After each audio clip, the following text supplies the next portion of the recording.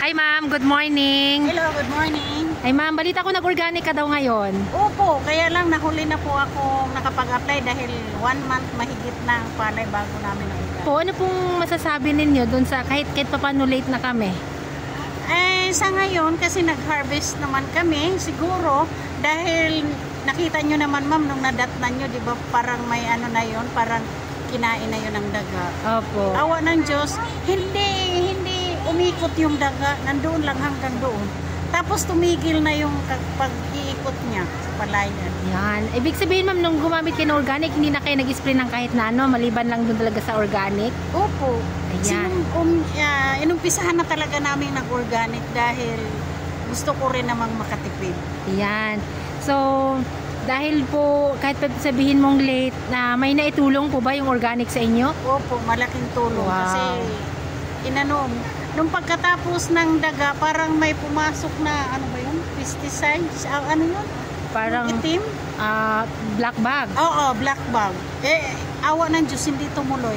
Ay, kamusta ngayon ma'am? Nung nag-organic kayo, ano pong masasabi niyo dun sa na-spend ninyo?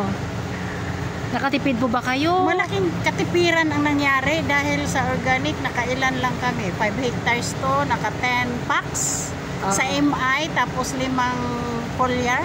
Magkano lang yun? I-compare doon sa synthetic.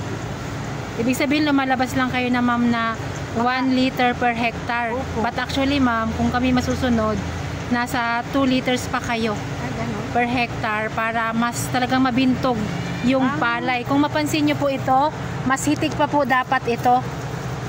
Mas hitik-hitik pa dapat ito. Pero kanina pa natin to hinarvest, pero napansin mo walang nalalaglag. Kasi matibay siya.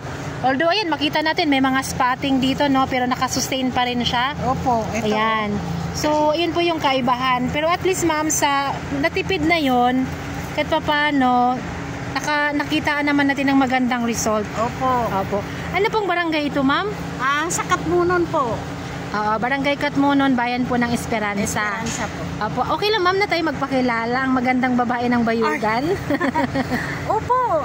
Ako po si Rose Lugod ng Bayugan at kasalukuyan meron po kami maliit na palayan dito sa Katmunon, sa ako po ng Esperanza. Opo. Ma'am, aside sa palayan, ano pa pong iba ninyong ginamitan ng organic? Meron din kasi kaming farm na ang tanim kakao, meron din kaming nyog, naumpisahan na din namin. Kalamansi? Kalamansi.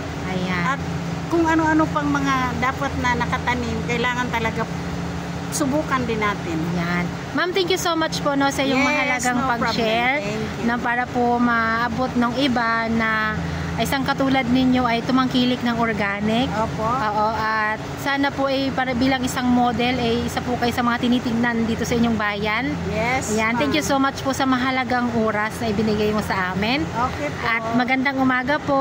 Magandang umaga rin po.